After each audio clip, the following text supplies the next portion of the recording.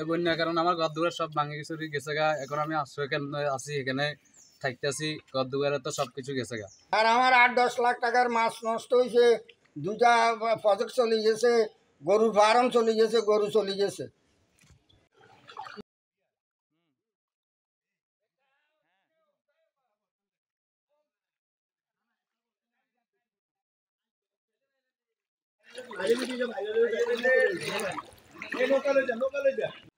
আমরা আছি লক্ষ্মীপুরের পূর্বাঞ্চলে নোয়াখালী এবং ফেনীর পানির চাপে এদিকে অধিকাংশ জায়গা ডুবে গেছে।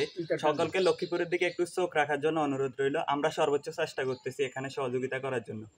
আর আমাদের স্বেচ্ছাসেবক টিম সব সময় মানুষের পাশে আছে, এমনকি আমরা মানুষের সব জায়গায় আশ্রয়কেন্দ্র এবং বাড়িঘরে যারা রান্নাবান্না করতে পারতেছে না তাদের জন্য আমরা শুকনো খাবার এবং অনেক কিছুই তাদের কাছে আমরা পৌঁছাই দিতেছি। নৌকা নিয়ে গেছি, নৌকা এখন খালি হয়ে গেছে, এখন আমরা আরেক জায়গায় যাইতেছি, ওই জায়গা থেকে নিয়ে আসি আবার আমরা মানুষের মাঝে এটা পৌঁছাই দিব। প্রিয় নাম্বার সেট করে বিকাশে সেন্ড মানি করুন ফ্রি।